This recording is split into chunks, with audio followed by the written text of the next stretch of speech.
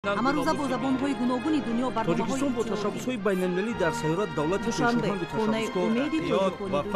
фуруғи субҳи доноӣ мақомоти амният бояд беш аз ҳар вақти дигар ҳушёр бошанд. масоили иқтисодӣ, саноатию кишоварзӣ ва иҷтимоӣ фуруғи маърифат маҳбуби мо тоҷикистони озоду соҳибихтиёр.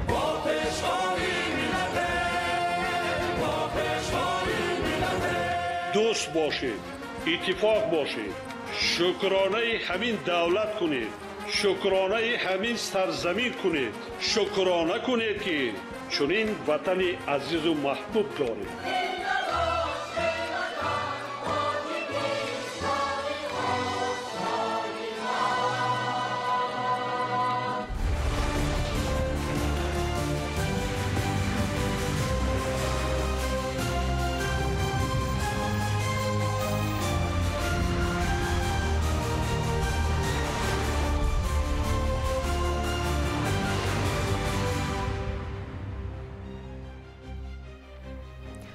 ассалому алайкум бинандагони гиромӣ.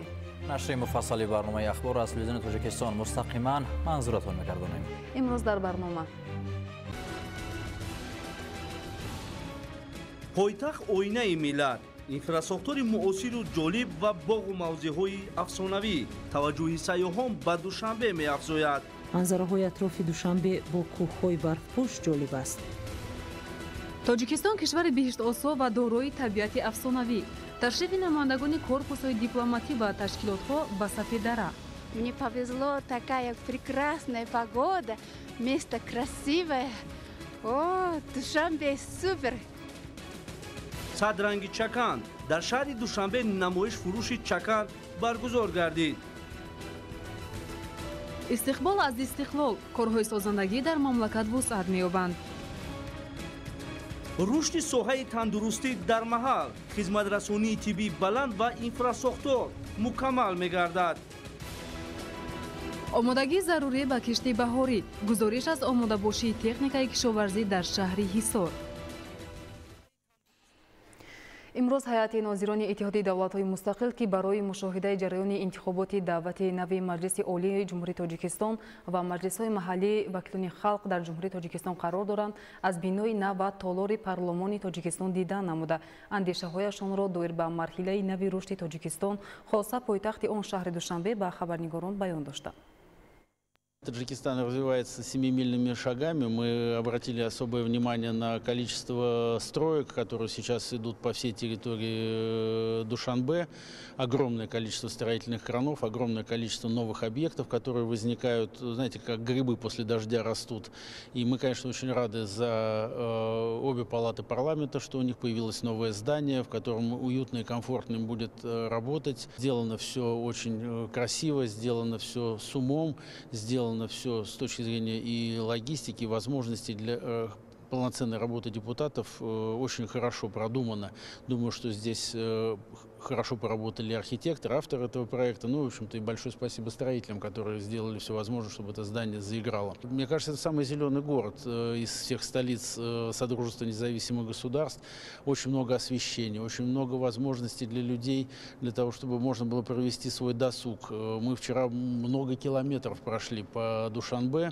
Погода позволила, слава богу, это сделать. И удивились, как все рассвечено. Мосты, парки, скверы. Везде сделано все возможное для того, чтобы логистика была как для транспорта, так и для пешеходов обеспечена должным образом.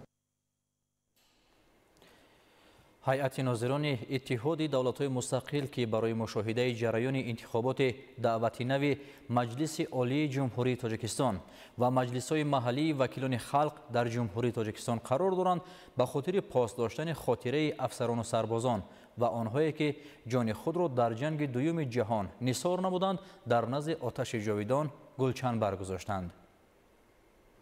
имрӯз дар шаҳри Душанбе мулоқоти раиси комиссияи марказии интихобот ва райпурсии Ҷумҳурии Тоҷикистон Бахтиёр Худоёрзода бо нозироне ки ба сифати мушоҳидони байналмилалӣ дар интихоботи маҷлиси намояндагони Маҷлиси Олии Ҷумҳурии Тоҷикистон иштирок менамоянд баргузор гардид.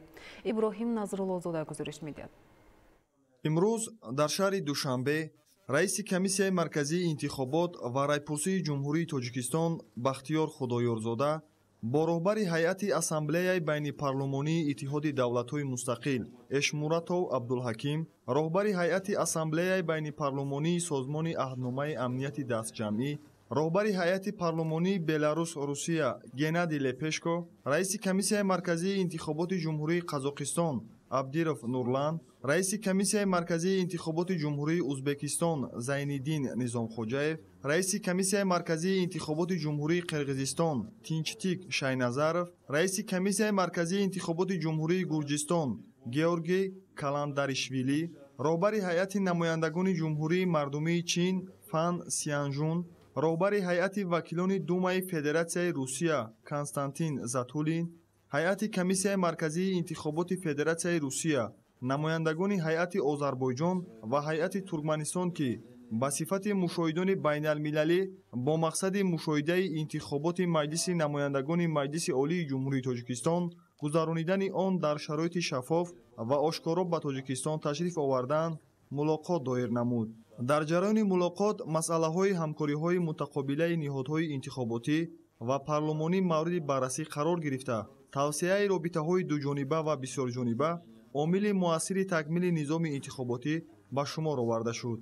роҳбарони ҳайатҳо таъкид доштанд ки иштироки шумораи зиёди мушоҳидони баландпояи байналмилалӣ дар интихоботи Маҷлиси намояндагони Маҷлиси Олии Ҷумҳурии Тоҷикистон аз таваҷҷӯҳи ниҳодҳои интихоботии давлатҳои гуногун ба низоми интихоботии Тоҷикистон шаҳодат дода барои табодули таҷрибаҳо имкониятҳои навро фароҳам меоварад. ҷонибҳо изҳор доштанд ки таҳкими ҳамкориҳои мутақобилан судманд барои ҳамаи тарафҳо манфиатбахш буда барои амиқрафти робитаҳои тарафайн мусоидат хоҳад кард. душанбе бо инфраструктури муосиру ҷолиб ва боғу мавзеъҳои афсонавӣ диққати сайёҳони зиёдро ҷалб намудааст. бунёди меҳмонхонаҳои панҷситорадор, бинову иморатҳои замонавӣ ва чойхонаҳои бо нақшу нигори милли оро дода шуда, кӯхҳои бегазанди бо усулҳои муосир сохта шуда, китобхона ва осорхонаи бузург ки дар Осиёи марказӣ беназир мебошанд, маҳбубияти пойтахти Тоҷикистони соҳибистиқлолро афзун намуда дар феҳристи шаҳрҳои ҷолиби сайёҳии ҷаҳон мақомашро боло бурдааст. идомаи матлаб дар гузориши Ҷаҳонгир Сафарализода. душанбе қалби Тоҷикистон ва хонаи умеду орзуҳои ҳар як тоҷику тоҷикистонӣ мебошад. ин шаҳри зебо баробари соҳибистиқлолии мамлакат қабои тоза бабар карда марҳила ба марҳила пешрафту диққатҷалбкунанда гардидааст. самараи талошҳои доимии роҳбарияти давлат аст ки имрӯз душанбе ба мизбони бонуфузтарин чорабиниҳои сатҳи ҷаҳонӣ табдил ёфтааст ва таваҷҷӯҳи оламиён ба он ҳамарӯза меафзояд. дар ҳама фаслҳои сол шаҳри душанбе сарсабзу хуррам мушоҳида мешавад ки натиҷаи иқдомҳои созандаи раиси маҷлиси миллии маҷлиси олии ҷумҳурии Тоҷикистон раиси шаҳри душанбе муҳтарам Рустами Эмомалӣ мебошад. тамоми гӯшаву канори пойтахти мамлакат шаҳри душанбе бо гулҳои мавсимӣ ва бо тарҳои гуногун зебоу назаррабо гардидааст. боғе нест ки дар ҳудуди пойтахт дар он ҷилои гулҳои зебо ва рангомезии онҳоро чун манзараҳои афсонавӣ аз наздик надид. дар маркази пойтахт гулгаштҳои нав ва ҷолиби диққат бунёд гардида онҳо чун нақшу нигорҳои миллӣ бо гулҳои рангоранг оро дода шудаанд.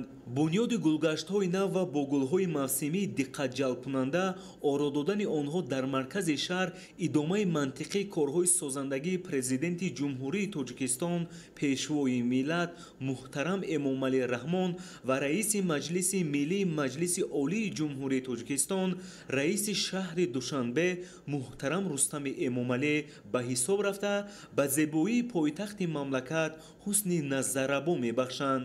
ба шарофати истиқлоли давлатӣ ва ташаббусу иқдомоти наҷибу созандаи роҳбарияти давлат имрӯз душанбе ба шаҳри мавриди таваҷҷӯҳи сайёҳони хориҷӣ табдил ёфтааст. барои шинохти таъриху фарҳанг ва аз наздик дидани пойтахти Тоҷикистони офтобрӯя шаҳрвандони хориҷӣ мароғ доранд. ин сафари нахустини ман ба Тоҷикистон аст. дар душанбе сайругашт намудем. ба мо писанд омад. дар тарабхонаҳо хӯрокҳо ва албатта меваҳои Тоҷикистонро истеъмол намудем. лазизанд. манзараҳои атрофи Душанбе бо кӯҳҳои барфпӯш ҷолиб аст. дар ин макон барои мо ҳунарҳо ва корҳои дастӣ диққатҷалбкунанда аст. дар ҳеҷ куҷо این گونه هنرمندی را ندیده بودیم. بی‌نظیر است. имконияти васеъ барои сайру сайёҳат ва истироҳату фароғат таи солҳои охир бо диди муосир ва ҷавобгӯ ба талаботи имрӯзи ҷаҳон муҳайё гардида таҷдиди инфраструктури зарурии соҳаи сайёҳӣ дар шаҳри душанбе ҳамоно идома дорад. тибқи нишондиҳандаҳои омории ташрифи сайёҳони хориҷӣ ба тоҷикистон хусусан ба шаҳри душанбе нисбат ба солҳои қаблӣ имрӯзҳо ба маротиб зиёд гардидааст ки натиҷаи заҳмату талошҳои созанда ва бунёдкорона аст. ҳар як сайёҳе ки имрӯз ба шаҳри душанбе ташриф меорад аз муосиртарин шароит баҳравар мегардад ва ба худ таъссуроти нек мебардорад. بسیار مردم خونگرم و دوست داشتنی داره و اینکه ما همزبان هستیم و این همزبانی باعث میشه که حس کنیم توی یکی از شهرهای کشور خودمون هستیم. اینجا اصلا احساس غربت، احساس تنهایی نمی‌کنیم. шабонга манораву иморат боғҳои фарҳангию фароғатӣ фавораҳои шуху дилангез биноҳои баландошиёна ва кӯчаву роҳравои пойтахти мамлакат бо чароғҳои замонавӣ ва рангомезии хос таби ҳар бинандаро болида мегардонад. фазои ором ва хушнудии сокинон мояи таваҷҷӯҳи эътимоди оламиён гардидааст. симои душанбеи муосир комилан диққатҷалбкунанда шуда зебогиҳои он чун мӯъҷизаҳои табиӣ дилхоҳ нафарро мафтун میکند. سلام، من پریسا پوریان هستم. ما از ایران اومدیم. ورود ما به در واقع تاجیکستان من خیلی لذت بردم.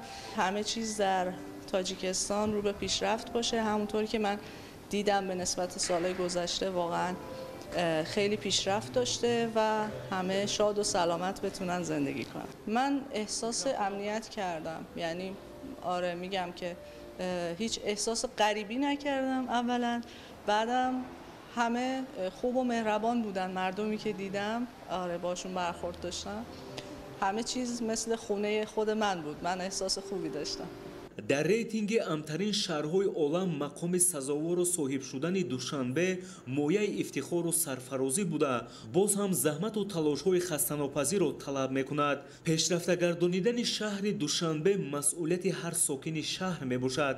аз ин хотир зарур аст ки барои рушди ҳамаҷонибаи пойтахти мамлакат ва муаррифии бештари он дар сатҳи ҷаҳонӣ аз ҳарвақта дида имрӯз бештар бояд талош намоем.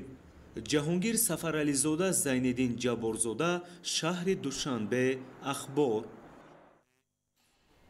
бо мақсади бештар шиносоӣ пайдо намудан аз имкониятҳои сайёҳии маҷмӯаи лижаронию сайёҳии Сафедара, намоядагони корпусҳои дипломатӣ ва ташкилоту муассисаҳои байналмилалӣ дар ҷумҳурии Тоҷикистон аз ин маҷмӯа дидан намуданд. шарҳи бештар дар гузориши Зайналобуддини Саломиддин. ҳайати намояндагони корпусҳои дипломатӣ ва ташкилоту муассисаҳои байналмилалӣ дар ҷумҳурии Тоҷикистон аз манзараҳои зебо, кӯҳу теппаҳои барфпӯш, обҳои нуқрагин, роҳи лижаронӣ, роҳи танобӣ ва мавзеъҳои зебои маҷмӯаи лижаронию сайёҳии Сафедара дидан намуда, аз тамошои табиати дилфиреби Тоҷикистони бииштосо хушҳол гардиданд. Я в Сафедаре уже 3-й раз. Приезжаю сюда вместе с моим сыном и мужем. Мой муж катается здесь на лыжах. Ему очень нравится это место. Здесь отличный сервис и прекрасные условия для отдыха. В Таджикистане мы уже 4 года живем, 4 года работаем. Нам очень нравятся и люди, и природа, и удивительные исторические места, в которых нам удается быть. И мы всегда зовем сюда и друзей, и родных. Всегда зовем в гости посмотреть, насладиться всем этим. Это очень интересно. Приезжайте в Таджикистан. Иқдоми мазкур дар асоси нақша чорабиниҳои вазорати корҳои хориҷӣ пеш гирифта шуд ва мо имрӯз намояндагони корпуси дипломатӣ созмонҳои байналмилалиро ба ин минтақаи варзиши сайёҳии Сафедара даъват намудем то ки аз ин фазо бархурдор шаванд ва ҳамзамон пешравиҳои саноатии сайёҳӣ ва варзишии ҷумҳуриро ба инҳо муаррифӣ намоем. мавриди зикр аст ки маҷмӯа дар баландии беш аз 2300 метр ҷойгир буда иқлиму мавқеи ҷуғрофии ин минтақа дар дараи такоби ноҳияи варзоб имкон медиҳад дар ин ҷо барф то моҳи май об нашавад. маҷмӯаи лижаронию сайёҳии Сафедара ҳамчун мавзеи истироҳативу фароғатии зимистона бо шароити мутобиқ ба замони муосир бо дастгирии ҳукумати ҷумҳурии Тоҷикистон дар яке аз мавзеъҳои зебоманзари ноҳияи варзоб таъсис ёфта ҳамасола дар он барои дӯстдорони бозиҳои зимистона шароити мусоиди истироҳату фароғат фароҳам гардонида мешавад. Ассаламу алейкум. Я посол Японии Фурута Кейко. Мне повезло, такая прекрасная погода, место красивое. О, Душанбе супер! Мне очень понравилось. Люди такие добрые, гостеприимные, как японцы. Мы тоже гостеприимный народ, и вы тоже. сафедара дар ҷумҳурии тоҷикистон ҳамчун нодиртарин мавзеи сайру сайёҳати зимистона ба шумор рафта, ҳамзамон дар осиёи марказӣ низ маъмулу машҳур аст. ҳамасола ба ин мавзеъ сайёҳони зиёди дохиливу хориҷӣ ташриф оварда ба бозиҳои гуногуни зимистона машғул мешаванд. Салам Мушда ҳастам, директори намояндагии ширкати ҳамкорӣ бо Швейтсария дар Тоҷикистон. Метавон гуфт, ки айни ҳол дар яке аз зеботарину ҷолибтарин кишварҳо қарор дорем. Сафедара бошад, аз мавзеъҳои дӯстдоштатарини ман аст, чунки худ лижарониро ниҳоят меписандам ва ин ҷо бошад дар миёни кӯҳҳои баланд. Зебогиҳои табиияш ба лижаронӣ машғул шудан бароям ҳаловати беандоза мебахшад. Самимона сипосгузорам. Ман бошам Катерин Элен Смитон, сафири Британияи Кабир дар Тоҷикистон мебошам. фикр мекунам сафедара воқеан яке аз зеботарин макони сайёҳист. манзараҳое ки мебинед, нафасҳое ки ин ҷо мегиред, муҳити амну осуда ва кӯҳҳои сарбаафлокаш аз зумраи зебогиҳои сафедара мебошанд. ташаккур барои ташкил ва муаррифии чунин як мавзеи дилрабо. Меня зовут Андрей. Мы из России, Санкт-Петербурга. Мы живем уже в Таджикистане год. Мои коллеги больше, 4 года. Мы здесь живем и работаем. Очень нравится все.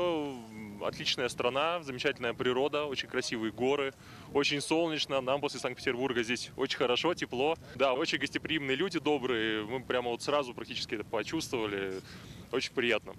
дар сафедара кӯдакон ва ҳам калонсолон метавонанд ба бозиҳои гуногуни зимистона машғул шаванд, зеро ҳангоми бунёди маҷмӯа ҳамаи талаботҳои зарурии истироҳату фароғат барои тамоми сокинону меҳмонон ба инобат гирифта шудааст. масоҳати умумии майдонҳои варзишии сафедара 60 гектарро ташкил намуда, дар онҳо ҳамасола то 1000 нафар ба бозиҳои гуногуни зимистона фаро гирифта мешаванд. дӯстдорони бозиҳои зимистона метавонанд ба маҷмаи лиҷаронию сайёҳии сафедара ташриф оварда, аз имкониятҳои васеъи ин мавзеи нотакрори кишвар дар фасли зимистон баҳравар шаванд. ҷумҳурии тоҷикистон дорои имконияти бузург аст барои сайру сайёҳат дар ҳама фасли сол. яке аз чунин мавзеъҳои сайёҳию истироҳатӣ ин маҷмӯаи лиҷаронию сайёҳии сафедара мебошад, ки ҳамасола сайёҳони зиёд аз ин мавзеи сайёҳию истироҳатӣ дидан менамоянд. имрӯз ҷумҳурии тоҷикистон ҳамчун кишвари сайёҳӣ дар минтақа шинохта шудааст ва маҷмӯа ва инфраструктураи соҳаи сайёҳӣ дар даврони соҳибистиқлолии мамлакат сохта ба истифода дода шудааст, ки ҳамасола сайёҳони зиёд аз ҳар гӯшаву канори мамлакат, махсусан аз ин мавзеи лиҷаронию сайёҳии ҷумҳурии тоҷикистон сафедара дидан менамоянд. ҳамаи ин нишона аз тинҷиву амният ва оромию суботи тоҷикистони соҳибистиқлол шаҳодат медиҳад. Зайнулобидин Саломиддин, Фарҳоди Восе, Мақсади Мақсад, Варзоб Ахбор. дар доираи баргузории фестивали ҷумҳуриявии садранги чакан дар пойтахти мамлакат шаҳри Душанбе намоишфурӯши чакан баргузор гардид. гузориши Комрон Одиназода. дар доираи баргузории фестивали ҷумҳуриявии садранги чакан дар пойтахти мамлакат шаҳри Душанбе намоишфурӯши чакан баргузор гардид. дар чорабинии мазкур намояндагони мақомоти иҷроияи ҳокимияти давлатии шаҳри Душанбе, кумитаи кор бо занон ва оилаи назди ҳукумати ҷумҳурии Тоҷикистон ва ҳунармандзанон иштирок намуданд.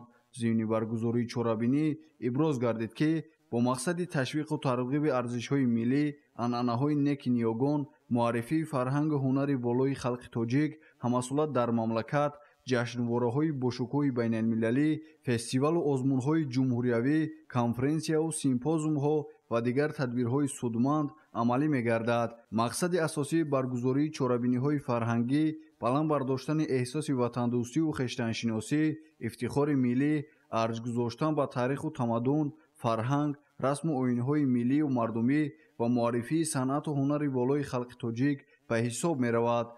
имрӯз тибқи нақшачорабиниҳои кумитаи кор бо занон ва оилаи назди ҳукумати ҷумҳурии Тоҷикистон дар шаҳри Душанбе озмуни садранги чакан баргузор гардида истодааст. дар намоиш ҳунарҳои мардумӣ, адрасу атлас, чакандӯзӣ, яъне ки он маҳсулотҳои ҳунарҳои мардумӣ ба маърази тамозшо гузоштааст. баланд бардоштани мақому манзалати либоси миллӣ, суръату сифати тоза бахшидан ба истеҳсоли матоъҳои гуногуни миллӣ аз қабили чакану чакандӯзӣ, сӯзандӯзию гулдӯзӣ, порадӯзӣ, читгарӣ, атласу адрасбофӣ, духтани тоқиву ҷузудонҳо ва дигар намуди чеварӣ ҳадафи дигари фестивал буда, тавассути густариш додани фаъолияти тарроҳию дузандагӣ, рушду тавсеяи корхонаҳои хурди дузандагию истеҳсолӣ, ташкили ҷойҳои нави корӣ, қадрдонӣ намудани меҳнати ҳунармандон, чеварон, дузандагон, тарроҳон, пос доштани анъанаву суннатҳои неки ниёгон, арҷ гузоштан ба анъанаҳои либоспӯшии миллӣ,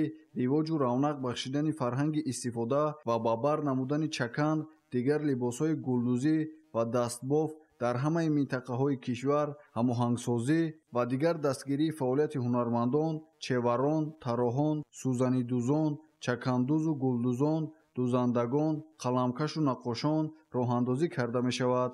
бо дастгириҳои пайвастаи ҳукумати мамлакат бахшида ба солҳои рушди деҳот, сайёҳӣ ва ҳунарҳои мардумӣ дар вилоятҳо ва шаҳру ноҳияҳои ҷумҳурӣ, корхонаҳои хурду бузурги саноативу истеҳсолӣ, марказҳои ҳунармандӣ ва чакандузӣ, корхонаҳои дузандагӣ мавриди истифода қарор гирифтанд, ки фаъолияташон ба рушди фаъолияти ҳунармандону чеварон ва чакандузону гулдузон гардидааст. дар ноҳияи рашт даври ноҳиявии озмуни ҷумҳуриявӣ садранги чакан баргузор гардид. гузориш дар ин хусус. дар рашт даври ноҳиявии озмуни ҷумҳуриявӣ садранги чакан баргузор гардид. дар доираи ин тадбири муҳим ҳунармандони ноҳия маҳсули кори худро муаррифӣ карданд, ки таҷассумгари рушди ҳунари чакандузӣ дар ин ноҳияи баландкӯҳи кишвар мебошад.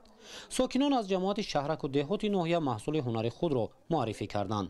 ин натиҷаи таваҷҷуҳи пайвастаи ҳукумати кишвар нисбат ба таъриху тамаддуни миллат, эҳёи ҳунарҳои мардумӣ ва муаррифии бештари он мебошад.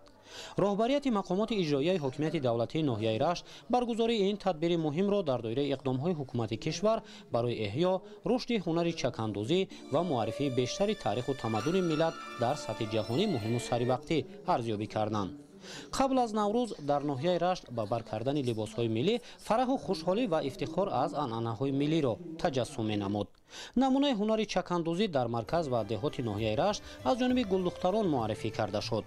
аз тарафи мақомоти иҷроияи ҳокимияти давлатии ноҳияи рашт андешидани чораҳо ба тарғиби либоси миллӣ ҳамчун намунаи асосии пайравӣ ба маърифати волои гузаштагон, таҳкими ҳисси зебоипарастӣ дар байни бонувон ва ҷалби таваҷҷуҳи духтарон ба ҳунармандӣ мусоидат намудааст. дар шабу рӯзи таҷдил аз ҷашни наврӯз бонувони ноҳияи рашт либосҳои миллиро чун намунаи асосии пайравӣ ба фарҳанги ибратомӯзи гузаштагон ва эҳсоси баланди зебоипарастӣ ба бар мекунанд. дар доираи даври ноҳиявии озмуни ҷумҳуриявии садранги чакан дар ноҳияи рашт беҳтаринҳо қадрдонӣ карда шуданд.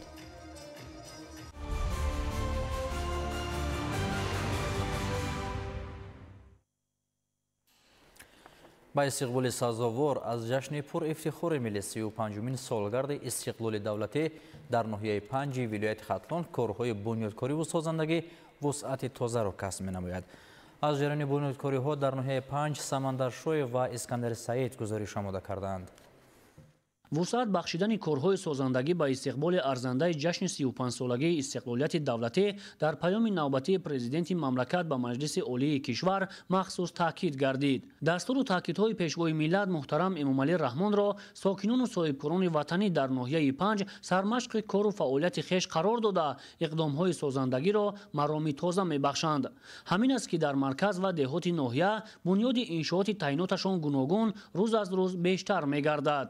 бахшида ба 35-солаги истиқлолияти давлатӣ дар ноҳия 232 иншоот ба нақша гирифта шудааст, ки аз он 131 иншоот мавриди истифодабар қарор дода шудааст. дар ҳудуди ҷамоат шаҳрак бошад 4 бинои баландошунаи истиқоматӣ бо ҷойгиркунонии марказҳои хизматрасонӣ дар ошонаи якум ба нақша гирифта шуда дар 2 тоён сохтмон оғоз гардидааст. мақсади ба роҳ мондани чунин корҳои сохтмонӣ сазовор пешвоз гирифтани ҷашни 35-солагии истиқлолияти давлатии ҷумҳурии Тоҷикистон мебошад. дар ҳамин замина сокинон ва соҳибкорони ноҳия тасмим гирифтанд, ки барои ободу зебо гардондани ноҳия саҳми арзандаи худро гузошта дар бунёди сохтмонҳои муассисаҳои мактабӣ, муассисаҳои хизматрасонӣ, роҳу пулҳо низ саҳми худро гузошта истодаанд. ба хотири фароҳамсозии инфраструктури зарурӣ ба сокинон дар деҳаи рӯдакии ҷамоати шаҳраки панҷи ноҳия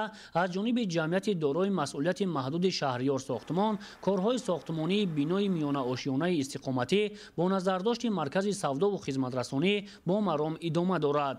айни замон корҳои сохтмонӣ дар таҳхонаи бино вусъат дошта мутахассисони маҳаллӣ ҳамарӯза бо истифода аз техникаҳои зарурӣ кори хешро анҷом дода истоданд. бинои мазкур аз иншооти ҷашнӣ ба ҳисоб рафта масъулин азм доранд то истиқбол аз ҷашни 35-солагии истиқлоли давлатӣ бинои истиқоматии замонавиро пурра сохта мавриди истифода қарор диҳанд. чунин як иншооти дигари панҷошиёна дар маркази ноҳия бо саҳми соҳибкорон бунёд ёфта истодааст ки баъди пурра ба истифода додани он ҷойҳои нави корӣ пайдо ва инфраструктури зарурӣ муҳайё карда мешавад. ҳоло корҳо дар таҳхона ва ошиёнаи якуми бино бо суръат идома ёфта сохтмончиён талош намуда истоданд ки корҳои сохтмониро сифатан хуб ва саривақт анҷом бахшанд. чизе ки дар паёми навбати худ пешоям маъзам мудат боиди вусъат додани корҳои сохтмонӣ ва бунёдкорӣ ба соҳибкорони ватанӣ таҳқиқ карда буданд. дар ҳамин замина мо тасмим гирифтем ки дар маркази ноҳияи панҷ бинои панҷошонаи истиқоматиро мавриди истифода қарор диҳем. айни замон дар таҳхонаи иншоот корҳои сохтмонӣ ба анҷом расида кор дар ошонаи якум идома дорад. дар раванди бунёдкориҳо ба беҳтарсозии шароити таълиму тарбияи насли наврас таваҷҷӯҳи хоса зоҳир гардида бунёди муассисаҳои нави таълимӣ ва синфхонаҳои иловагӣ бештар ба роҳ монда мешавад. ба хотири бартараф намудани мушкилоти ҷои нишасти хонандагон бо саҳми шахсони саховатпеша ва соҳибкорони маҳаллӣ дар назди муассисаи таълимии рақами 12 ноҳия 4 синфхонаи иловагӣ бунёд гардида истодааст ки дар оянда барои хонандагон 100 ҷойи нишаст муҳайё карда мешавад. самандар шоев, искандари саид, ноҳияи панҷ, ахбор. дар ноҳияи спитамин сохтмони бинои нави мактаби санъат оғоз гардид. ҳамзамон дар идомаи тадбирҳои омодагӣ ба муносибати 35-солагии истиқлоли давлатии ҷумҳурии Тоҷикистон дар назди 12 муассисаи таълимии ноҳия биноҳои иловагӣ бунёд карда мешаванд. маълумоти бештар дар гузориши абдуваҳоби абдусаттор. замони соҳибистиқлолӣ дар ноҳияи спитамен дар тамоми самту соҳаҳо дигаргуниҳои куллӣ ба амал омада бо маблағгузории ҳукумати кишвар ва саҳмгузории соҳибкорону аҳолӣ садҳо иншоот сохта ба истифода дода шуд. имрӯзҳо азми мардуми ноҳия ба он равона шудааст ки дар доираи омодагиҳо ба ҷашни бузурги миллӣ 35-солагии истиқлоли давлатии ҷумҳурии Тоҷикистон раванди ободонию созандагӣ боз ҳам тақвият ёфта бунёд таъмир ва навсозии 635 иншооти ба нақша гирифта шуда дар муҳлати муқаррар гардида амалӣ карда шавад. то охири соли 2024 дар ноҳия зиёда аз 500 иншоотҳои гуногун самтҳои гуногун ба истифода дода шуданд. асосан дар маркази ноҳия ҳозир зиёда аз 15 адад биноҳои баландошона бо ҷалби соҳибкорон сохта шуда истоданд ки дар ошонаҳои якум ва дуюми он баҳри таъмин гардидани мардум бо ҷои кори доимӣ нуқтаҳои хизматрасонию маишӣ ба назар гирифта шудааст. ҷиҳати иҷрои дастуру супоришҳои сарвари давлат муҳтарам Эмомалӣ Раҳмон дар маркази ноҳия корҳои сохтмонӣ дар бинои нави мактаби санъат ҳам оғоз гардид. дар давоми соли равон бунёди 12 бинои иловагӣ дар назди муассисаҳои таҳсилоти миёнаи умумӣ ва сохтмони як кӯдакистон ҳам амалӣ мешавад. мактаби санъат аз 2 ошиёна ва зерхона таххона иборат мебошад ки зиёда аз 20 синфхона ба лоиҳа гирифта шудааст ки дар он зиёда аз 300 талаба ба омӯзиш фаро гирифта мешавад. дар солҳои пеш таъмирталаб будани аксар шӯъбаҳои беморхонаи марказии ноҳия марказу бунгоҳҳои тиббӣ дар деҳот ва норасоии дастгоҳу таҷҳизоти ташхису табобат мушкилоти асосии табибон ва дигар кормандони соҳаи тибби ноҳияи спитамен ба ҳисоб мерафт. бо сохта ба истифода додани 6 маркази саломатӣ дар деҳоти куруш, тағояк, истиқлол, хуррамзамин ва таъмиру навсозии баъзе аз шӯъбаҳои беморхонаи марказӣ сатҳи хизматрасонӣ куллан дигар шуд. дар ин баробар муассисаҳои тандурустӣ бо дастгоҳу лавозимоти муосири ташхису табобат таъмин гардид. дар ҳамаи ҷамоат ва деҳотҳо марказҳои саломатӣ ва бунгоҳи саломатӣ мавҷуд мебошанд. айни ҳол сохтмон зарурият надорем. дар оянда ба нақша гирифтем ки таъмирҳо гузаронида шуда боз ҳам сатҳи хизматрасонии тиббиро беҳтар намоем. дар раванди вусъат ёфтани корҳои ободониву созандагии тадбирҳои сабзу хуррамгардонӣ аз ҷумла шинонидани ниҳоли дарахтони ороишиву ҳамешасабз низ идома дорад ва ҷиҳати амалӣ намудани ин тадбири муҳими экологии сокинон фаъолнокӣ нишон медиҳанд. тибқи маълумоти масъулини бахши ҳифзи муҳити зист дар давоми моҳи январи соли равон дар ноҳия зиёда аз 8000 бех ниҳоли дарахтони ҳамешасабзу ороишӣ шинонида шудааст. имсол бояд дар ноҳияи Спитамен 26455 бех ниҳолҳо сояафкан, ороишӣ ва ҳамешасабз бояд шинонда шавад. дар замини назди корхонаи бахши ҳифзи муҳити зист ки 2.5 сотиқ мебошад, дар он зиёда аз 900 бех ниҳолҳои ҳамешасабз, арча ва каштан шинонда шуд барои дар оянда парвариш кардан. амалӣ гардидани иқдому ташаббусҳои созанда дар 7 ҷамоати шаҳраку деҳоти ноҳияи Спитамен ба истиқболи 35-солагии истиқлоли давлатӣ имкон медиҳад ки мушкилоти иҷтимоии аҳолӣ саривақт бартараф ва зиндагии шоиста фароҳам шавад. абдуваҳоби абдусаттор, Илёс Бобоҷон, ноҳияи Спитамен, ахбор. ба пешвози ҷашни 35-солагии истиқлоли давлатӣ дар ноҳияи ҷайҳун бо саҳми соҳибкорону шахсони саховатпеша тадбирҳои ободонӣ амалӣ гардида иншооти гуногун сохта мешавад. аз ҷараёни корҳои созандагӣ дар ноҳияи ҷайҳун ҳамкоронамон гузориш омода карданд. сокинону соҳибкорони ҷамоати деҳоти истиқлоли ноҳияи ҷайҳун фароҳам сохтани шароити беҳтари кору зиндагии мардумро ҳадафи хеш қарор дода як қатор иқдомҳои созандагиро амалӣ намуда истоданд. дар ин раванд бо саҳми соҳибкори маҳаллӣ Рустам Қирғизбеков дар ҳудуди ҷамоати мазкур сохтмони бинои нави табобатии дандонпизишкӣ ва ултрасадоро оғоз намуданд ки айни ҳол корҳо дар бунёди таҳкурсии бино бо ҷалби сохтмончиёни маҳаллӣ ҷараён дорад. 4 сол пеш варзишгоҳи замонавии болопӯшидаро сохта барои ҷавонони ҳамин деҳа ба истифода додем ва бо имсол тасмим гирифтем ки як бунгоҳи тиббии маркази ултрасадо ва дандонпизишкиро бо сардхона ки барои ҳамин мардуми ҳамин деҳа зарур аст, дар кор аст, сохта ба поён расонем ва дар ободонии зебогардонии кишвари худ саҳм гузорем. ҳамзамон баҳри ободиву сарсабзии маҳал аз ҷониби сокинони ҷамоати деҳоти истиқлоли ноҳия дигар амалҳои созанда аз ҷумла шинонидани ниҳолони сояафкану ҳамешасабз ва сафолакпӯш намудани роҳравҳои ду канори роҳи пиёдагард вусъат дода мешавад. дар чунин корҳои бунёдӣ саҳми соҳибкорон ва шахсони саховатпешаи деҳот бештар буда мақсад доранд дар оянда ҳамин гуна амалҳои созандаро бештар ба роҳ монанд. иштирокдорон ҳамзамон аз намоишгоҳи маҳсули меҳнати барзгарону ҳунармандони ҷамоати мазкур боздид намуда саҳми онҳоро дар таъмини амнияти озуқавории сокинон ва рушди ҳунарҳои милливу мардумӣ назаррас арзёбӣ намуданд. дар ин рӯз баҳри шарҳу тавзеъи нуктаҳои паёми пешвои миллат муҳтарам Эмомалӣ Раҳмон ба Маҷлиси Олии кишвар, намояндагони мақомоти иҷроияи ҳокимияти давлатии ноҳия ва дигар сохторҳои давлатӣ бо сокинону хонандагони муассисаҳои таълимии ҷамоати деҳоти истиқлоли ноҳия вохӯрӣ доир намуданд. дар анҷом ба нафароне ки дар рушди маҳал ва ҳидоят намудани фарзандон ба сафи қувваҳои мусаллаҳи кишвар тӯҳфаву ифтихорномаҳо тақдим карда шуд. Самандар Шоев, Искандари Саид, ноҳияи ҷайҳун, ахбор.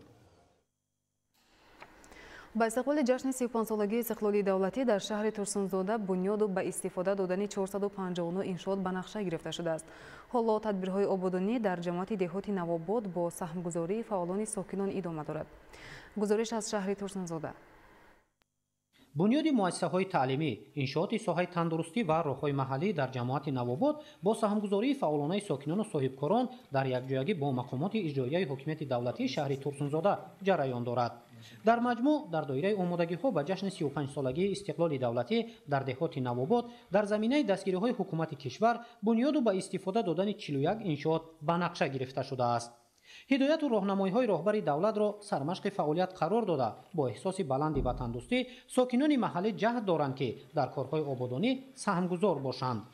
мо мактаб сохта истодаем бо дастгирии мардум то 1 сентябр месупорем. мардуми деҳаи Сатвор Раҷабов майдончаҳои варзишӣ, бунгоҳҳои тиббӣ аз қабили сохтмони роҳҳоро ба нақша гирифта кӯшиш намуда истодаанд ки чунин иншоотҳоро дар солҳои наздик бунёд намоянд ва азми мардум, шавқу рағбати мардум нисбати سیاست آبادکارانه زیاد است. بین اهالی ما کارهای فرماندهی را پیوسته ادامه داده ایستادیم. حالا در دهات نوآباد بنیاد 3 مکتب، بنگاهی طبی، میدانچه ورزشی و اسفل پوشکنی 10 کیلومتر را در 4 موضع جریان دارد. راهبریت مقامات اجرایی حکومت دولتی شهر ترسونزاده پیشرفت و بهبودی زندگی مردم را با دستگیری و توجه پیوسته راهبر دولت ارزیابی کرده تحکیم کارهای آبادانی را با شرافت استقلال دولتی و آرامی سرتاسری معنی داد نمود. با نظرداشت همین امروز ساکنان دهات نوآباد کوشش دارند که در کارهای آبادانی به طور نمونوی سهمگذاری نمایند. ساکنان محله‌های کناری، خانق‌ها، انجیر که در حدود جامعه دهات نوآباد زندگی میکنند با حشر دسته‌جمعانه با واسطه تکنیک‌های مخصوص امروز برای خود شرایط مهیا کرده 6 کیلومتر راهی که داخل سای بود در آن راه سیل می اومد راه را کنار سای یعنی سیل رها گرفته ایستادند با واسطه تکنیک و واسطه حشر دسته‌جمعانه‌ای که امروز مردم با دل گرم برآمده برای شرایط مساعد فراهم آوردند دسته‌جمعانه کار و فعالیت کرده ایستادند.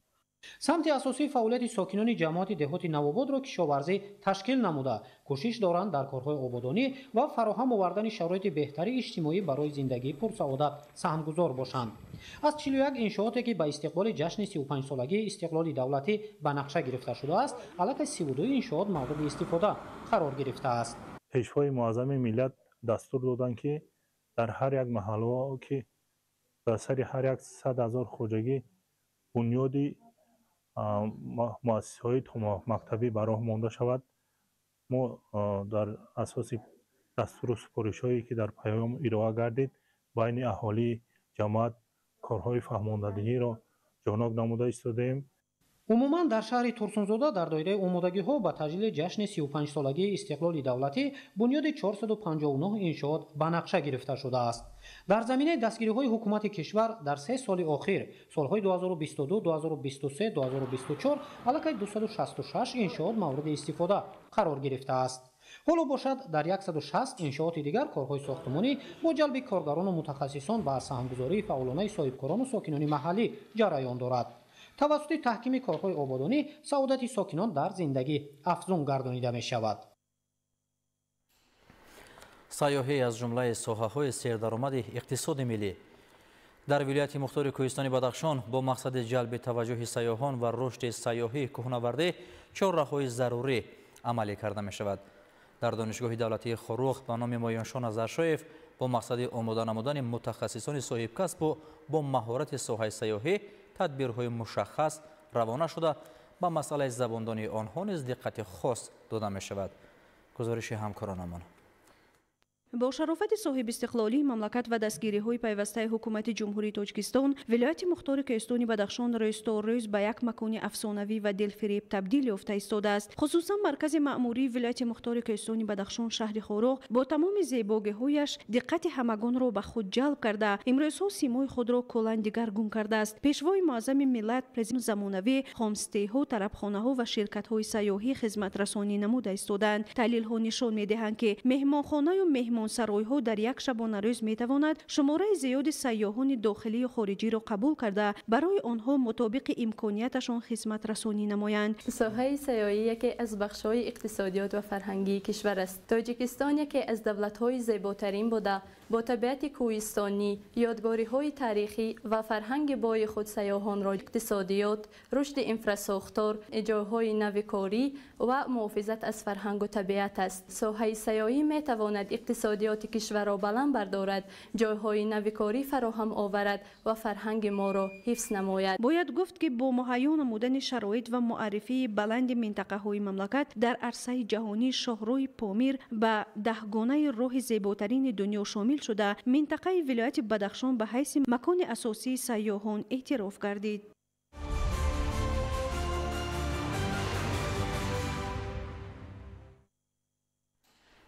در ناحیه تیمورملک وابسته به حفظ سالمی جامعه و رسانیدن کمک طبی رایگان به اهالی کاروان سلامتی تشکیل گردیده در جماعت‌های دهاتی دوردست ناحیه به ساکنان خدمترسانی طبی به راه مانده شد. گزارش عالم ناصرزاده. در زمینه عملی سازی برنامه‌های هدفمندانه حکومت مملکت و اقدام‌های سازنده مقامات اجرایی حاکمیت دولتی ناحیه تیمورملک با تشبث مسئولان مؤسسه کمک اولیه طبی و سانیتری ناحیه کاروان سلامتی تشکیل گردیده در جماعت‌های دهات دوردست ناحیه به ساکنان خدمت رایگان طبی رسانیده شد. نخست اقدام مذکور در دهه‌های قرمه و مرادبخش جماعت دهات کوشک‌تپه عملی گردیده طبیبان عصب‌شناس، بیماری‌های زنانه، امراض درونه، طب عائلوی، بیماری‌های قلب و دکتران کودکانه ساکنان را طریق رایگان تشخیص نمودند. مقصد برای خلق را از معاینه و تشخیص گذرانیم رایگان و هم ساکنان دههای دوردست سرسام سرگردان شده به بیمارخانه مرکزی نروند. ما از بیمارخانه مرکزی و از مرکز سلامتی هر یک متخصص را به این کاران سلامتی شامل نمودیم. در همون محل زیستشان ما از معاینه گذرانیم. ساکنان عملی شوی چنین اقدام شایسته را نتیجه پایداری صلح و ثبات در کشور و رشد به تدریج ساحه تندرستی در ناحیه می‌دانند که دوره به دوره با فراهم آمدن امکانیت‌های مساعد شرایط تشخیص و طبابت بیماری‌های گوناگون به طور ضروری تأمین شده ایستاده است. مراجعت کنندگان از خدمت‌رسانی‌های صفتناک طبی متخصصان بهره مند گردیده بهر معالجه و پیشگیری بیماری‌های گوناگون اینچنین دایر به حفظ سالمی خود و اطرافیان مصلحت و توصیه‌های سودمند گرفته از راه‌اندازی چنین تدبیر منفعت بخش اظهار قناعتمندی نمودند.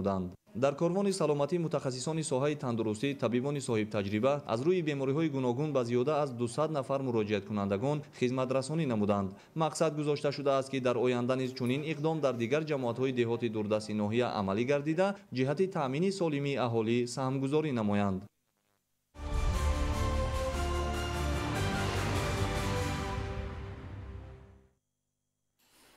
در دانشگاه دولتی حقوق، بیزنس و سیاست تاجیکستان در شهر خوجند بین خوانندگان مؤسسه های تعلیمی اینترنت المپیادا برگزار شد که در آن 15,000 خواننده اشتراک نمودند. ادامه موضوع در گزارش محمود احمدزاده و دلشاد یوسفی. در روند جهانی‌شوی پیشرفت علم و تکنیکا هر نسل جوان که در آینده باید صاحب کسب و کار مناسب و در جامعه موقع بلند را صاحب شود، این بعد ختم مؤسسه تعلیمی ادامه تحصیل در دانشگاه عالی دانستن علم و تکنولوژی نو آموزش زبان‌های خارجی به حساب می‌رود. بهر تکمیل دانش خواننده آمادگی به امتحان قبول طریق مرکز ملی تستی و انتخاب کسب و اختصاص موافق ریاست دانشگاه دولتی حقوق بیزنس و سیاست تاجیکستان در شهر خوجند در همکاری با شعبه معارف شهر و ناحیه‌های ولایت بین ختم کنندگان مؤسسه‌های تعلیمی المپیاد طریق فاصله‌ای آنلاین و آفلاین دایر نمودند و در این آزمون دانش و مهارت 15,000 نفر خوانندگان مؤسسه‌های تعلیمی مملکت و اوید به کسب و اختصاص‌ها فضای علمی تعلیم و آموزش دانشجویان معلومات گرفتند. ضمن نتیجه گیری از رفت المپیاد بین ختم کنندگان و هفته درهای گشاد مسئولین دانشگاه دولتی حقوق بیزنس و سیاست تاجیکستان در شهر خوجند ریاست کار با جوانان و ورزش ولایت سوق تاکید داشتند که مقصد از تشکیل و به راه ماندن هفته درهای گشاد با المپیاد بین ختم کنندگان این در عمل تطبیق نمودن دستور سپارش‌های پیشوای ملت پرزیدنت جمهوری تاجیکستان محترم امامعلی رحمان جهت جلب ختم کنندگان به تحصیل علم و دانش و به کسب آموزی فرا گرفتن آنها شناسایی ختم کنندگان بر روند تعلیم امکانات‌ها و در این زمینه از جانب هر داوطلب انتخاب اختصاص درست موافق به میل و رغبت خود وی برای ادامه تحصیل میباشد.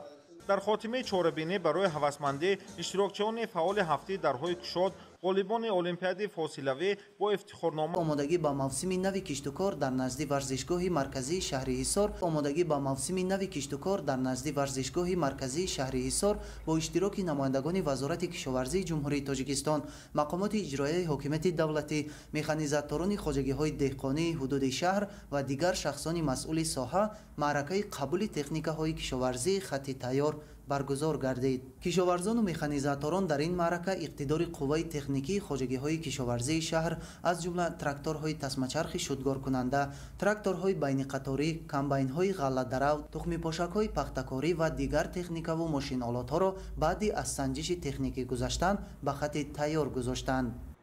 در شهر حصار در عموم 627 عدد تکنیکا موجود میباشد که از آن 72 عددش تسمه‌چرخ‌ها موجود، 68 بین قطاری و 488 نقلیاتی می باشد. سال 2024 زیاده از 45 عدد تکنیک ها هم در سکتور خواجگی جمعیتی و شخصی خواجگی دهقانی خریداری نمودند. با دستگیری های اساسگذار صلح و وحدت ملی پیشوای ملت پرزیدنت جمهوری تاجیکستان تاجیک اگرالیزم تشکیل کرده شد که امروز تمام دهقانان میتونن با طریق لیزینگی تکنیک ها خریداری نمودند. زینه به زینه تکنیک ها نو شده ایستاده است که تمام دهقانان امکانیت فراهم شد که صاحب تکنیک نوی خود شود. از 627 عدد تکنیکی که در شهر ایسار موجود می باشد 540 عدد آن پورا با کار آماده است.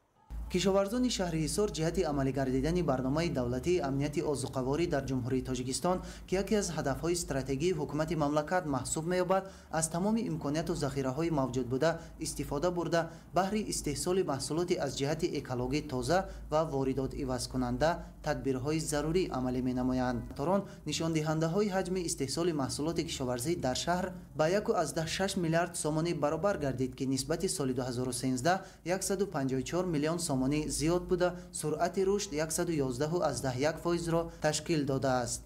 امسال در شهر در میدان 8095 گکتار کشت زراعت‌های بهاری به نقشه گرفته شده است که از آن 1500 گکتار پخته، 450 گکتار کارتوشکا، 1283 گکتار غله‌دانگی‌ها و 4862 گکتار سبزیجات و گر زراعت‌ها کشت کرده می‌شوند. ضمن صحبت با اهل زحمت تاکید گردید که کشاورزان و مکانیزاتوران شهر باید از کمبودی‌های در سال گذشته جای داشته خلاصه ضروری برآورده در جابجاگذاری کشت زراعت‌ها از روی نقشه پیش‌بینی نموده متخصصان عمل نموده جهت براه ماندن کشت زیر پلیونکاگی پخته تدبیرهای ضروری اندیشند. در انتهای چاره‌بینی یک قطار مکانیزاتوران و کارخانه‌هایی که در رشد ساحه سهم نظارت گذاشتند با سپاسنامه و تحفه‌های تأسیس نموده مقامات اجرایی حکومت دولتی سرفراز گردانیده شدند. فریدون سبحان، صدرالدین ابراهیم، شهر حصار، اخبار. وسعت کارهای کبودی زارکنی در شهر و ناحیه‌های مملکت در پی عملی نمایی نقشه‌های مشخص معرکه نهالشینانی ادامه دارد. در شفت شاهراه‌ها و موضع‌های معین کارمندان کسب و کار گوناگون نهال درختان همیشه سبز و آرایشی شناندند. گزارش همکارانمان. وسعت تدبیرهای آبادانی و سازندگی و سبز و خرمگردانی طبق نقشه طرحریزی گردیده مقامات اجرایی حکومت دولتی شهر نورک در زمینه هدایت‌های سازنده پیشوای ملت پرزیدنت جمهوری تاجیکستان محترم امامعلی رحمان امروزها از جانب ساکنان دهات و شهر نورآفران با حس بلند ملی و افتخار وطنداری پذیرفته شده اهل جامعه شهر در آبادانی دیار خویش سهمی ارزنده می‌گذارند. تدبیرهای سبزگردانی و نهالشینانی را راهبریت مقامات اجرایی حکومت دولتی شهر نورک در زمینه هدفهای سازنده پیشوای ملت پرزیدنت جمهوری تاجیکستان محترم امامعلی رحمان در دایره تدبیرهای سازندگی و آبادانی به استقبال از جشن 35 سالگی استقلالیت دولتی ارزیابی می‌نمایند.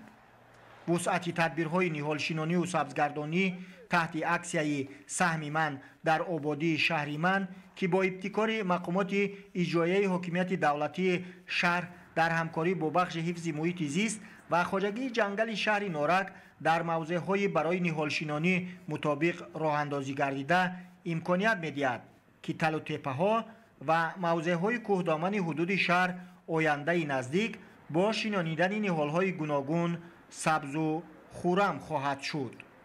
این مقصد هر هفته روزهای استراحت با جلب کارمندان تشکیلات و مؤسسه‌ها و ساکنان در موضع سری باره شفت راه‌های نقلیاتی نورک وحدت و نورک دنغره، تل و تپه و منطقه‌های کوهدامن حدود شهر نورک نهال‌های گوناگون شنانیده می‌شود. طبق نقشه مقامات اجرایی حکومت دولتی شهر نورک تا امروز در حدود شهر زیاده از 17,000 بیخ نهال‌های گوناگون شنانیده شده معرکه سبزگردانی تا ماه می سال روان پیوسته دایره برگزار کرده می شود. بیشتر ساکنان ساحه انارپروری را در شهر نورک رشد داده همه ساله حاصل فراوان به دست می آورند. مقامات اجرایی حکومت دولتی شهر نورآفرین انار شنانیده شد. تصمیم‌های سبزگردانی و نهالشینانی امکانیت می‌دهد که آینده نزدیک موضع‌های کوهدامن و شفط شاهراه‌های نقلیاتی مسیر شهر نورک سرسبز و خرم گردیده مکانی دوست داشته‌ترین برای جهانگردان و سیاحان گردد. در منطقه تعلیمی و تجربوی خرمزمین دانشگاه دولتی خوجند به نام اکادمیک باباجان غفورов در زمینه تطبیق لایحه بنیاد باغ اینتنسیوی که در همکاری با شریکان رشد عملی می شود 2200 بیخ نهال درختان میوه‌دهنده با مانند سیب، زردآلو، آلو، نوک و گیلاس شنانیده شد. این اقدام ریاست دانشگاه در پرتو سیاست سازنده حکومت کشور اینچنین جهت اجرای برنامه‌های دولتی وابسته به رشد ساحه باغ و تاک‌پروری عملی گردیده در این منطقه برای کارکرد همه‌جانبه زمین بالام برداشتن حاصلناکی، زیاد نمودن شماره درختان میوه‌دهنده، تشکیل میدان‌های نو و تأسیس محیط خوب علمی تدبیرهای مهم و سریع‌وقتی اندیشیده می‌شود. از جمله دوام یک سال اخیر در منطقه مذکور سلسله تشبس‌ها راه‌اندازی گردیده سال گذشته نیز آغاز ماه مرد در میدان 1.4 گکتار 1300 بیخ نهال درختان زردآلوی میرسنجلی، نشانی و سیلور گولد شنانیده شد. منطقه در طول 65 سال موجودیت خود همچون یک بخش اساسی دانشگاه در تامین کمالات علمی و تجربوی متخصصان ورزیده سهمی نمایان داشته در اینجا عنعنه‌های آموزنده باغپروری نیاگان با اصولهای سنتی و معاصر ادامه می‌یابد. حالا در منطقه تعلیمی و تجربوی خرمزمین دانشگاه دولتی خوجند زیاده از 10,000 درخت و بوته‌های میوه‌دهنده و آرایشی موجود است. همچنین در قطعه‌های نسبتاً خرد همساله برای تجربه، کشت و پرورش زراعت گوناگون کشاورزی مانند کارتوشک، پیاز، سبزی، شلغم و لبلبو راه‌اندازی می‌گردد. در نظر است که در این فرصت‌های نزدیک باز در منطقه دیگری همین موضع بیشتر از 2500 نهال‌های درختان سویافکن و دیگر میوه‌دهنده نشانده شد و این بهار یک واقعاً برای این خرمزمین یک مرحله تازه رشد کارهای سازندگی و آبادکاری باشد. باوری کامل داریم که استادان دانشگاه با استقبال از این تشبس‌های سازنده پیشوای منظم ملل برای خرم و زیبا گرداندن یک گوشه دیار تاجیکستان عزیز اقدام میکنند و این تشبس‌ها از جانب هیئت استادان، هیئت دانشجویان با شایستگی و در سطح مطلوب ادامه خواهد یافت. جهت تامین سبزش نهال درختان باغ نوی اینتنسیوی استفاده تکنولوژی صرفه آب یعنی آبیاری قطرگی در نظر است. همچنین در این منطقه با تشبس ریاست دانشگاه و شریکان رشد در مساحت 2.5 گکتار لایحه استفاده انرژی برقرار شونده نصب پانل‌های آفتابی عملی کرده می شود. در برابر وسعت کارهای سازندگی و آبادانی به استقبال جشن 35 سالگی استقلال دولتی همزمان با آمد فصل زیبای بهار و نوروز عالم افروز، ساکنان ناحیه یاوان در همکاری با متخصصان بخش حفظ محیط زیست عملهای تازه‌کاری و خرمگردانی را انجام می‌دهند. طبق اطلاع گرچند در ناحیه یاوان نقشه امساله نهالشینانی به پررگی تامین گردیده باشد هم در زمینه نقشه مقامات محلی با استفاده از شرایط مساعد باد و هوا متخصصان بخش حفظ محیط زیست در یک جایگی با کمیته محله ها در جماعت شهرک و دهات ناحیه پیوسته حشرهای عاموی نهالشینانی تشکیل نموده ایستادند. قابل ذکر است که حالا در مملکت ما با مقصد عملی نمودن چاره‌بینی ها در سمت شنانیدن درخت و بوته ها در شهر و ناحیه های جمهوری، کاهش دادن گازهای گلخانه‌ای، برقرارسازی حالت اکولوژی هوای اتمسفر، نگهداری استواری توازن طبیعی و مطابق شوی بر روندهای تغییریابی اقلیم در کشور، برنامه دولتی کبودیزارکنی جمهوری تاجیکستان برای دوره تا سال 2040 عملی می‌گردد که تشکیل چنین اقدام‌های دسته‌جمعانه نهالشینانی از زمره بندهای آن به حساب می‌رود. کبودیزارکنی در ناحیه به اقدام بلند رفته ایستاده است. طبق دورنمایی که به ما پیشنهاد کرده شده بود ما با نقشه برآمدیم و از روی آمد بهار و نوروز مردم تصمیم گرفت که نهالشینانی را ادامه دهند. ما امروز در جماعت دهاتی به نام گلسرای سپوا با دست جمعی مردم نهال‌های سبز ارچه شنانده‌ایم. باز در جماعت حسین حسینوف نیز همین معرکه نهالشینانی ادامه دارد. با مقصد تقویت و باز هم بلند برداشتن معرفت اکولوژی ساکنان در زمینه نشاندهنده‌های برنامه دولتی مجموعی رشد معرفت اکولوژی اهالی جمهوری تاجیکستان برای سالهای 2021-2025 در ناحیه یاوان با اشتراک وسیع ساکنان و کارمندان کسب و کار گوناگون پیوسته تدبیرهای لازمه انجام داده می شود. با گفته مسئولین ساحه گذرانیدن چنین اقدام‌های عمومی اکولوژی به آن باعث گردیده ایستاده است که مناسبت و توجه ساکنان به حفظ محیط زیست بخصوص نهالشناسی و کبودیزارکنی، بهداشت محیط اطراف، تازه نگاه داشتن منبع‌های آبی، حفظ عالم نباتات و حیوانات و تربیت نسل نورس در همین روحیه خوبتر و بهتر گردد. مسئولین بخش حفظ محیط زیست ناحیه یاوان مقصد دارند که من بعد نیز با جلب وسیع ساکنان و کارمندان کسب و کار گوناگون چنین اقدام‌های مربوط به تازگی محیط اطراف را در دیگر جماعت شهرک و دهات ناحیه انجام دهند، زیرا به اندیشه متخصصان عملی نمودن همین قبیل چاره‌بینی‌های عمومی امکان می‌دهد که طرز حیات سالم و معرفت اکولوژی میان ساکنان ترغیب کرده شده در این برابر محیط اطراف سبز و خرم نگاه داشته شود. در دایره عملی‌سازی رشد برنامه کبودیزارکنی جمهوری تاجیکستان برای دوره تا سال 2040 با دستگیری مقامات اجرایی حکومت دولتی شهر استراوشن و بخش حفظ محیط شهر در کنار راه نقلیاتگرد استراوشن دوشتش معرکه نهالشناسی دایر گردیده.